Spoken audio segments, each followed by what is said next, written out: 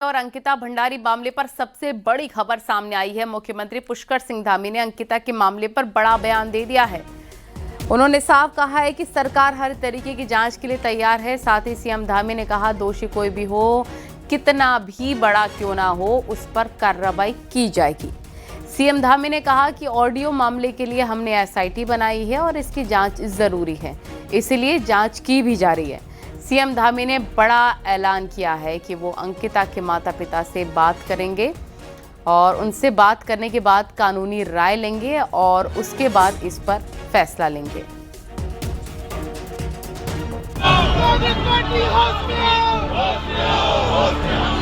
एक ऑडियो के आधार पर कितना बड़ा बवंडर राज्य के अंदर किया जा रहा है। बेटी के बारे में कहते हैं कि हत्या हुई है और दूसरे में कहते हैं कि इसने आत्महत्या कर ली। हमारी बेटी है, हमने न्याय के लिए ही उसके लिए इतना संघर्ष किया कि एक दिन भी आरोपी तीनों के तीनों जेल से बाहर नहीं आ पाए।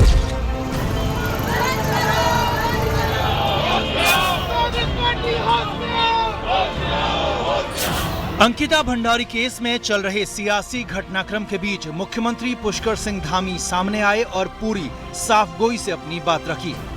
सीएम धामी ने साफ कहा कि ऑडियो की जांच की जरूरत है क्योंकि बेहद संवेदनशील मामला है। साथ ही सीएम धामी ने कहा कि इस पर राजनीतिक षड्यंत्र के तहत काम हो रहा है। सीएम धामी ने दो टूक कहा कि इस मामले पर वो अंकिता के माता पिता से बात करेंगे और उसके बाद ही बड़ा फैसला लेंगे। हमारा ऐसा ट्रैक रिपोर्ट रहा है कि अगर कोई गलत काम करेगा, कहीं भी कोई दोषी होगा, तो किसी कीमत पर भी वो छूट नहीं पाएगा, चाहे कोई हो, किसी भी कीमत पर वो छूटने वाला नहीं है। लेकिन ऑडियो की सत्यता, ऑडियो में तो बहुत सारी बातें उन्होंने करी है। एक में वो ऑडियो में ये भी कहते हैं कि मैं पार्टी का अध्यक्ष बनने वाला हूँ। जो हमारे महेंद्र जी बैठे हैं यहाँ पर, वो ये भी कह रहे थे। अब पता नहीं, आप सब लोगों ने भी सुना होगा, उन्होंने अन्य बातें भी बहुत सारी की गई हैं। आज ऑडियो में वो एक नाम ले रहे हैं, कल को किसका नाम लेंगे।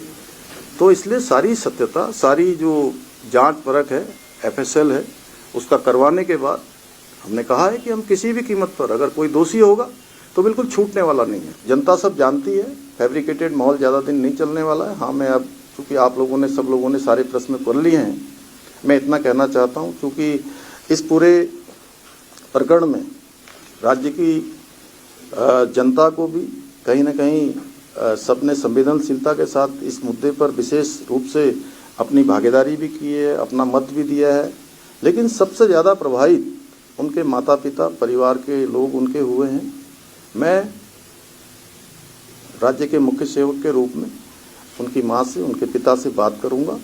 बात करने के बाद कानूनी रूप से सभी चीज़ों का अध्ययन करने के बाद उनका जो भी हमारे लिए, जो भी वो अपनी बेटी के न्याय के लिए चाहते होंगे, हम उसको आगे बढ़ाएंगे। सीएम धामी ने कहा कि उन्होंने अंकिता मामले की जांच पहले दिन से ही बेहद कड़ाई से करवाई और इसी का नतीजा रहा कि दोषियों को सजा भी हुई। सीएम ने यह भी कहा कि सुरेश राठौर और जिसके पास भी सबूत हो वो सामने आए हैं, लेकिन उत्तराखंड की बेटी अंकिता के साथ सियासत बिल्कुल ना करें। एक नाम बोल दिया ऑडियो से, ऐसा ही ऑडियो पेपर लीक के मामले में भी हुआ था। अब हमें तो ये लग रहा है कि ये कोई क्या है कि पेपर लीक में भी इसी प्रकार का ऑडियो बनाया जाता है, उसके बाद हंगामा किया जाता है। इसके बाद जो है कुछ लोग, कहीं ऐसा तो नहीं कि बेटी अंकिता को बार बार उसकी आत्मा को इस तरह से करके राज्य के अंदर एक माहौल खराब करके अपनी राजनीतिक जमीन तलाश रहे हैं। कहीं ना कहीं मुझे लगता है कि जो है वो उसको आगे, भाई राजनीति करने के और बहुत सारे रास्ते हैं। हम लोग राजनीति करने के लिए उत्तराखंड की जनता के विश्वास के लिए काम कर रहे हैं, उत्तराखंड की जनता के लिए काम कर रहे हैं। आप अच्छे मुद्दे लाइए और इस मुद्दे पर हमारा बिल्कुल स्टैंड क्लियर है। हम हर जांच के लिए तैयार। जिन लोगों को जनता बार बार बाहर का रास्ता दिखा रही है, वो बेटी अंकिता को अपना हथियार न बनाएं। बेटी अंकिता के हत्यारों को, उनके आरोपियों को, उनको अपराधियों को सजा देने का काम सरकार का है और हम प्रतिबद्ध होकर, संकल्प होके ये कहना चाहते हैं कि कोई नहीं छूटने वाला है। जिसने भी जो है न पहले छूटे हैं, न कहीं किसी का नाम आएगा तो कोई छूटेगा। अंकिता हत्याकांड में पिछले कई दिनों से जिस तरह का माहौल था, उस पर सीएम धामी ने विरोधी दलों की साजिश का हिस्सा बताते हुए जन भावनाओं को मुताबिक अब फैसला लेने का मन बनाया है ताकि किसी के भी मन में कोई शंका न रहे। देहरादून से न्यूज़ 18 के लिए भारती सकलानी की रिपोर्ट।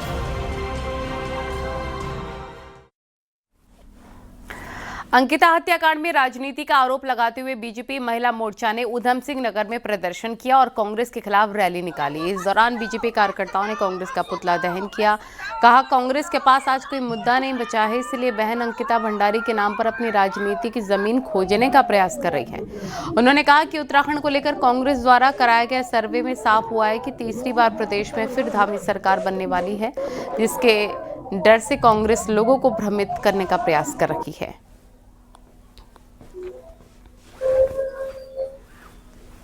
अंकिता भंडारी मामले पर बीजेपी ने देहरादून के सहसपुर में कांग्रेस और अन्य विपक्षी दलों के खिलाफ प्रदर्शन किया है।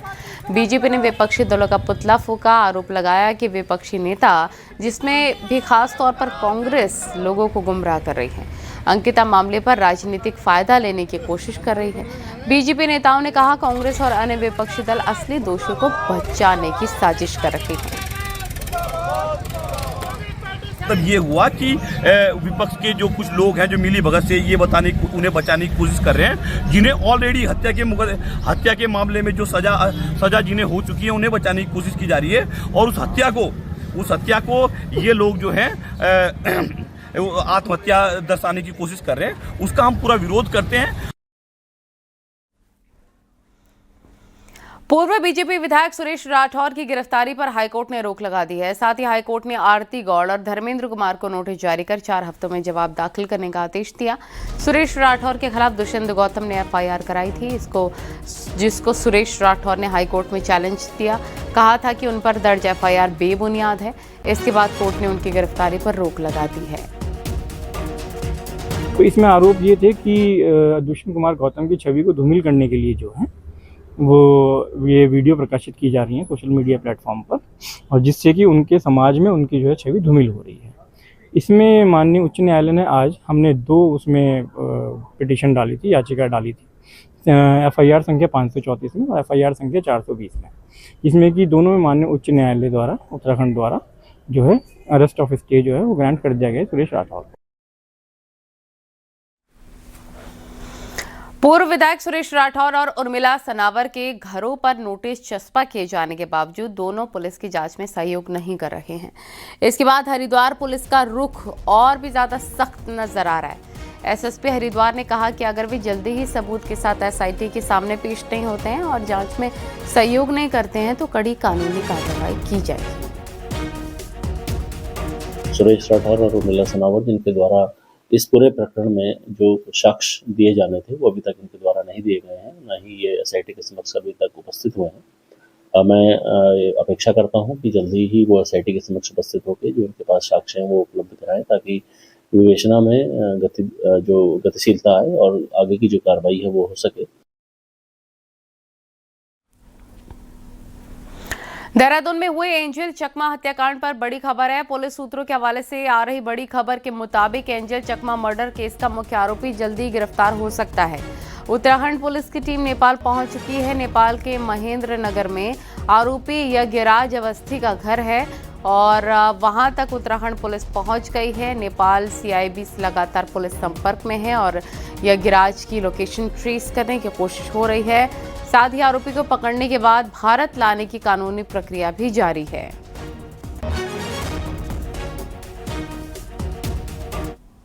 हरिद्वार के धनपुरा गांव में एक युवक शराब के नशे में मोबाइल टावर पर चढ़ गया। टावर पर चढ़ा युवक इस कदर लापरवाह दिखा कि वो लड़खड़ाकर टावर में गिर गया। गनीमत रही कि युवक टावर के बाहर की ओर नहीं गिरा, वरना उसकी मौत हो सकती थी।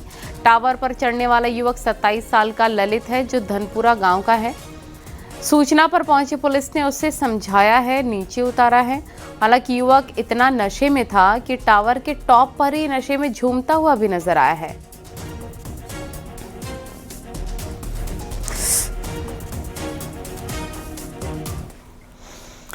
हल्द्वानी में सोमवार रात एक सड़क दुर्घटना में 14 साल की बच्ची की मौत हो गई। दुर्घटना की वजह सड़क में शहरी विकास विभाग की तरफ से खोदा गया एक गड्ढा बना। इस गड्ढे के कारण 2 व्हीलर का बैलेंस बिगड़ गया, जिससे 2 व्हीलर पर सवार पीछे बैठा बच्चा गिर गया। तभी पीछे से ट्रक भी आ रहा था और दुर्भाग्यवश बच्चा ट्रक की चपेट में आ गया। इससे बच्चे की मौके पर ही मौत हो गई। घटना के बाद मंगलवार को घटनास्थल का जायजा लेने के लिए कुमाऊं कमिश्नर दीपक रावत मौके पर पहुंचे। उन्होंने शहरी विकास विभाग के अधिकारियों का जवाब तलब किया, साथ ही दोषियों के खिलाफ फिर से कड़ी कार्रवाई के निर्देश दिए हैं। देख सकते हैं आप, विचलित कर देने वाली तस्वीरें हैं लापरवाही अमले की, क्योंकि गड्ढा नहीं भरवाया गया सड़क का। इसकी वजह से टू व्हीलर का बैलेंस बिगड़ता है और पीछे बैठा हुआ बच्चा कैसे ट्रक के टायर के नीचे आ जाता है, आप देख सकते हैं।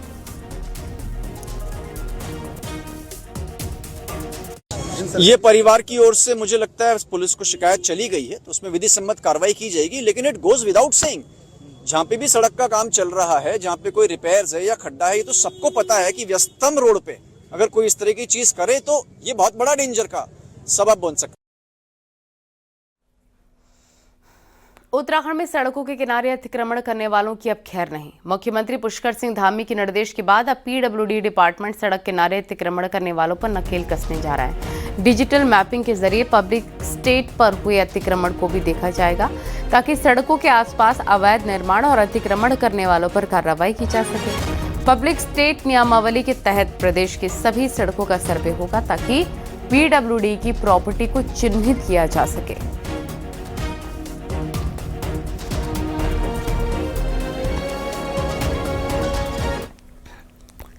उत्तराखंड सचिवालय में मुख्यमंत्री पुष्कर सिंह धामी की अध्यक्षता में राज्य वन्यजीव बोर्ड की 22वीं बैठक हुई। मुख्यमंत्री ने मानव वन्यजीव संघर्ष की बढ़ती घटनाओं पर चिंता जताते हुए संवेदनशील क्षेत्रों में नियमित पेट्रोलिंग, डिजिटल निगरानी, early warning system, rapid response team को सक्रिय रखने के निर्देश दिए।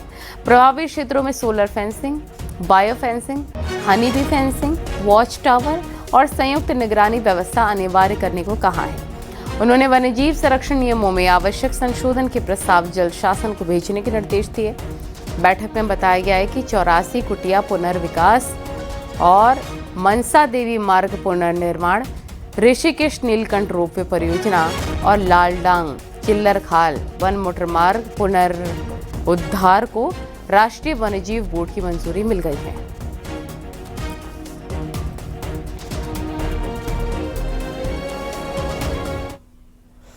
नैनीताल के धारी में महिला को निवाला बनाने वाला गुलदार पकड़ा गया है। वन विभाग ने गुलदार को पिंजरे में कैद किया और रेस्क्यू सेंटर भेजा।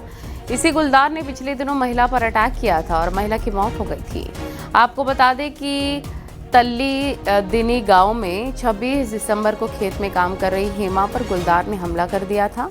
इसमें उसकी मौत हो गई थी। अब गुलदार पकड़ में आ गया है और प्रशासन अपील कर रहा है कि लोग जंगल में अकेले बिल्कुल ना जाएं।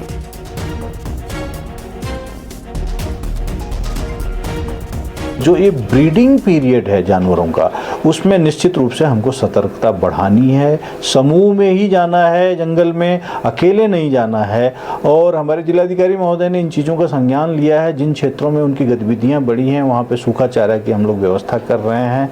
लाइट वगैरह भी संभावित रूप से जो भी हमारी योजनाएँ हैं उसके दायरे में अगर कवर हो जाएँ तो अधिक प्रकाश की व्यवस्था करके इस कॉन्फ्लिक्ट को जो है रोकने का प्रयास किया जा रहा है।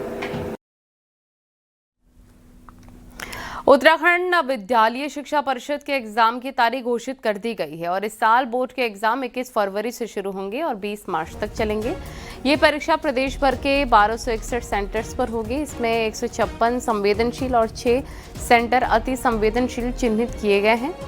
इन परीक्षाओं में इस बार करीब 2,16,000 परीक्षार्थी सम्मिलित होंगे। बोर्ड ने इन परीक्षाओं को नकल विहीन बनाने के भी इंतजाम किए हैं।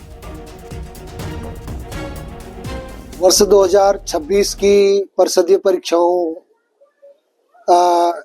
जो लिखित परीक्षाएं हैं वो 21 फरवरी से और 20 मार्च तक संपादित की जाएंगी और प्रयोगात्मक परीक्षाएं 16 जनवरी से 15 फरवरी तक संपादित होंगी। इस वर्ष जो है हाई स्कूल में 1,12,679 बच्चे पंजीकृत हैं और इंटरमीडिएट में 1,03,442 बच्चे पंजीकृत हैं। कुंभ मेला क्षेत्र को गैर हिंदू प्रतिबंधित क्षेत्र घोषित करने की मांग में हिंदुवादी नेता साध्वी प्राची भी शामिल हो गई। हरिद्वार में प्रेस कॉन्फ्रेंस करते हुए साध्वी प्राची ने कहा, पूरे कुंभ क्षेत्र में गैर हिंदू की एंट्री बैन होनी चाहिए। और उन्होंने लाल किले पर हुई आतंकी घटना का जिक्र करते हुए कहा, जिस तरह पढ़े लिखे डॉक्टर्स ने जिहादी मानसिकता के चलते लाल किले पर आतंकी घटना की, इसी तरह कुंभ मेले में भी आतंकी घटना की साजिश हो सकती है, लिहाजा सरकार को इस पर सख्त फैसला लेना चाहिए। देखिए, जैसे मक्का मदीना में कोई हिंदू प्रवेश नहीं कर सकता, ईसाइयों का जो पवित्र स्थल है वहाँ पर भी कोई हिंदू एंट्री नहीं कर सकता, हिंदुओं की एंट्री वर्जित है। तो फिर हिंदुओं के जो तीर्थ स्थान है उस पर भी गैर मुस्लिम की गैर हिंदू की एंट्री बंद होनी चाहिए। देहरादून में भारतीय मानक ब्यूरो का 79वां स्थापना दिवस कार्यक्रम हुआ। इसमें सीएम पुष्कर सिंह धामी शामिल हुए और इस दौरान सीएम ने कहा कि गुणवत्ता ही पहचान का मंत्र है। मुख्यमंत्री ने कहा पीएम मोदी के नेतृत्व में विकास काम किए जा रहे हैं और सीएम ने ये भी कहा कि सरकार स्थानीय उत्पाद को बढ़ावा देने का काम कर रही है। सीएम ने कहा कि स्थानीय उत्पाद को विश्व स्तरीय पहचान दिलाने पर सरकार का फोकस है। हमारे प्रदेश की सरकार भी अपने स्थानीय और पारंपरिक उत्पादों में जैसे हस्तशिल्प, जैविक कृषि उत्पाद, औषधि जड़ी बूटियां, स्थानीय खाद्य उत्पादों के लिए उच्च गुणवत्ता वाले मानक स्थापित करने की दिशा में भी निरंतर कार्य कर रही है। वहीं हम हाउस ऑफ हिमालयाज ब्रांड के माध्यम से एक एम्ब्रेला ब्रांड बनाकर हमारे जो स्थानीय उत्पाद हैं उन सभी को विश्व स्तरीय पहचान दिलाने की दिशा में भी महत्वपूर्ण काम कर रहे हैं। और इसमें भी सबसे महत्वपूर्ण है कि हमारी मातृशक्ति महिलाओं के द्वारा जो उत्पाद बनाए जा रहे हैं उनकी पहचान बढ़ने के साथ उनकी मांग भी बहुत तेजी से बढ़ रही है। चंपावत और लोहाघाट के बीच बाईपास जल्दी ही वजूद में आ जाएगा। ऑल वेदर रोड में बाईपास के बनने से जहां 2 जिलों को काफी राहत मिलेगी, वहीं इसकी कीमत हजारों बेशकीमती पेड़ों को चुकानी पड़ रही है। 10 किलोमीटर लंबा बाईपास बनाने में 220 करोड़ की लागत लगनी है। देखें।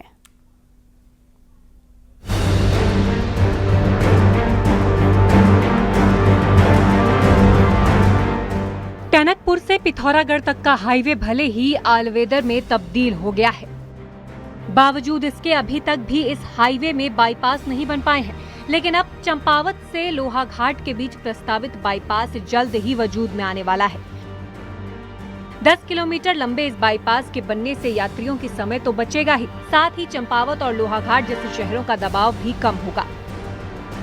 220 करोड़ की लागत से बनने वाले इस बाईपास की कीमत 1882 बेशकीमती पेड़ों को चुकानी पड़ रही है। जो भी खर्चा होता है वो लॉट निस्तारण के लिए वो यूज़र एजेंसी से ले लिया और उन्होंने काम भी प्रारंभ कर लिए हैं। तो चूंकि इसमें ऑलरेडी एनएच का काम है और ये काफ़ी उच्च प्राथमिकता पे है राज्य सरकार के लिए, तो इसको जो है तेजी से वन निगम द्वारा जो है इसमें कार्य कराया जा रहा है। पेड़ों के कटान का काम वन विभाग को दिया जा चुका है। बाईपास को बनाने में देवदार, बांज, उतीस और चीड़ के पेड़ों की बलि चढ़नी है। बाईपास के लिए जहां 9 हेक्टेयर फॉरेस्ट लैंड की दरकार है, वहीं 13 हेक्टेयर के करीब प्राइवेट लैंड की भी जरूरत है। एनएच को वन विभाग ने फॉरेस्ट लैंड शिफ्ट कर दी है, जबकि प्राइवेट लैंड का मुआवजा पहले ही दिया जा चुका है। यही नहीं, बाईपास के लिए टेंडर भी जारी हो गया है। चंपावत बाईपास की स्वीकृति हो गई है, उसका टेंडर भी हो गया है और बाकी सारी क्लियरेंसेस मिलने के बाद और ग्रामीणों के साथ जो उनकी लैंड एक्विजिशन का काम था और इसका साथ के काम था वो कंप्लीट कर लिया गया है। बहुत जल्दी उसमें काम हो जाएगा। चंपावत लोहाघाट बाईपास यात्रियों के लिए तो राहत लाएगा ही, साथ ही इसके बनने से एक नया इलाका भी डेवलप होगा। 150 किलोमीटर लंबी ऑल वेदर रोड में पिथौरागढ़ से 7 शिलिंग तक भी बाईपास बनाना है, लेकिन ये बाईपास टनलों की मदद से वजूद में आएगा। न्यूज़ 18 के लिए पिथौरागढ़ से विजयवर्धन उप्रेती की रिपोर्ट।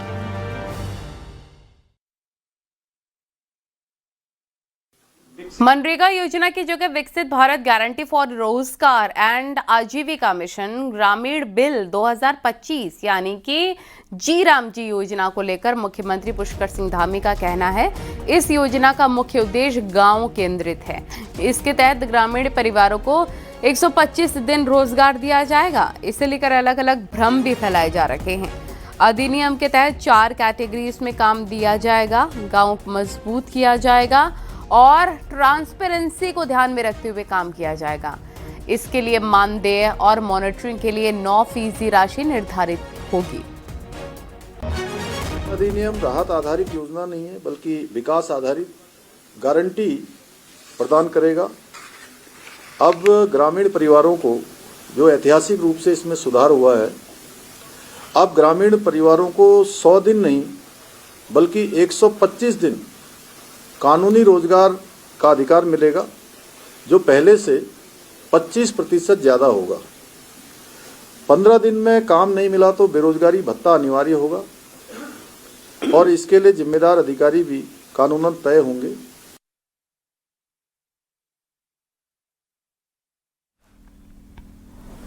और अब आपको दिखाते हैं पहाड़ टॉप 10 न्यूज। बागेश्वर में जंगलों में लगी आग लोगों के लिए काफी बड़ी मुसीबत साबित हो रही है। घबराए जंगली जानवर अपने ठिकाने छोड़कर आबादी की ओर रुख कर रहे हैं। पिथौरागढ़ पुलिस ने 4 किलो चरस के साथ 2 लोगों को गिरफ्तार किया है। दोनों आरोपी राजमा के कट्टे में छिपाकर चरस ले जा रहे थे। रुड़की पुलिस ने एक नशा तस्कर को गिरफ्तार किया, जिसके पास से नशीले कैप्सूल्स बरामद हुए हैं। बागेश्वर पुलिस ने 2 तस्करों को गिरफ्तार किया। महिपाल सिंह दानू को कपकोट से और तस्कर मयंक सिंह कन्याल को हल्द्वानी के मुखानी क्षेत्र से पकड़ा गया है। अल्मोड़ा कलेक्ट्रेट में डीएम ने स्वास्थ्य विभाग के अधिकारियों की मीटिंग ली। इसमें जिले के बाहर मरीजों को रेफर करने की समीक्षा की गई है। विकासनगर में जन जन की सरकार जन जन के द्वार कार्यक्रम के तहत शिविर का आयोजन किया गया है, जिससे विभिन्न योजनाओं के लोगों को जानकारी दी गई। उत्तरकाशी के चिन्याली सौड़ में भी जन सेवा शिविर का आयोजन किया गया है। इसमें कुल 107 शिकायतें दर्ज की गई हैं, जिसमें 82 का मौके पर ही निस्तारण किया गया। आगामी कुंभ मेला 2027 को भव्य और सुरक्षित बनाने के लिए राज्य सरकार ने तैयारी तेज कर दी है। हरिद्वार में आपदा प्रबंधन ने संबंधित अधिकारियों की समीक्षा ली है।